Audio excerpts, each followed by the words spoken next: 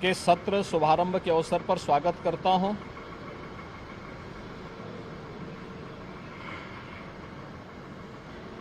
अयोध्या में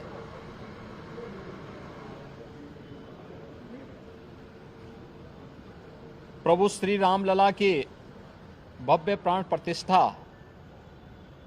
समारोह के सकुशल संपन्न होने की हृदय से बधाई देता हूं और आज से प्रारंभ हो रहे वर्ष 2024 के उत्तर प्रदेश विधानमंडल सत्र शुभारंभ के अवसर पर सभी माननीय सदस्यों का भी मैं हृदय से स्वागत करता हूं। सत्र का शुभारंभ अभी कुछ देर बाद माननीय राज्यपाल जी के अभिभाषण से होगा। अभिभाषण सरकार की उपलब्धियों और भावी योजनाओं का एक बहुत महत्वपूर्ण दस्तावेज होता है और किसी भी सत्र के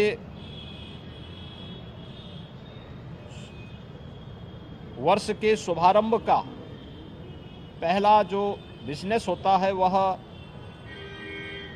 विधानमंडल में माननीय राज्यपाल के भाषण से ही शुरू होता है। बजट सत्र है तो वर्ष 2024-25 का बजट भी इस दौरान उत्तर प्रदेश विधानमंडल में प्रस्तुत होगा और वर्ष भर के आय व्यय को लेकर के सदन में चर्चा होगी।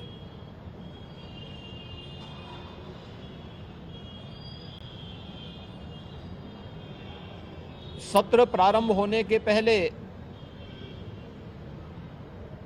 दलीय नेताओं से संबंधित बैठक और उससे पूर्व बिजनेस एडवाइजरी कमेटी की बैठक भी संपन्न होकर के जो कार्ययोजनाएं तय हुई हैं उसके अनुसार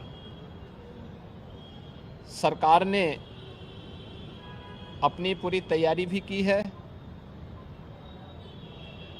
उत्तर प्रदेश विधानमंडल 25 करोड़ जनता जनार्दन की आशा आकांक्षाओं और अपेक्षाओं का एक केंद्र है।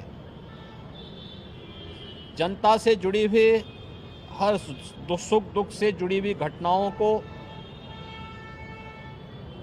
उल्लास और विषाद से जुड़ी हुई घटनाओं का यह साक्षी है। मुझे प्रसन्नता है कि उत्तर प्रदेश विधानमंडल पिछले 5-6 वर्षों के अंदर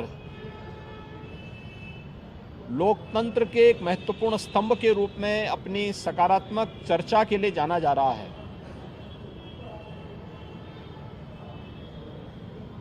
सकारात्मक मुद्दों पर, विकास से जुड़े हुए मुद्दों पर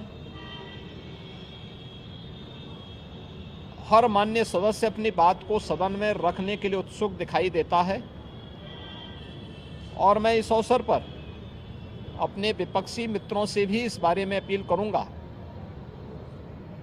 कि जो माननीय सदस्यों की भावनाएं हैं उसे दलीय सीमाओं से अलग हट करके प्रदेश के विकास के लिए विधान सभा या विधान परिषद को हमें एक सकारात्मक चर्चा का केंद्र बनाने की आवश्यकता है और उस दिशा से यह सत्र हमारे लिए बहुत महत्वपूर्ण सत्र होगा। राज्यपाल जी के भाषण पर चर्चा होगी, उसका जवाब भी सरकार की तरफ से जाएगा। बजट पर चर्चा होगी, माननीय सदस्यों को अपनी राय इन दोनों महत्वपूर्ण मुद्दों पर और अनुदान मांगों पर रखने का अवसर प्राप्त होगा। इसके अलावा अपने अपने विधानसभा क्षेत्र से जुड़े हुए या प्रदेश के विकास से जुड़ी हुई महत्वपूर्ण बातों को सदन के समक्ष रखने का भी अवसर माननीय सदस्यों को प्राप्त होगा। मुझे विश्वास है कि जो एक सकारात्मक माहौल प्रदेश के बारे में बना है देश में, दुनिया में उस सकारात्मक माहौल का लाभ विरोधी दल भी लेकर के एक सकारात्मक चर्चा का केंद्र विधानमंडल को बनाने में अपना योगदान देंगे।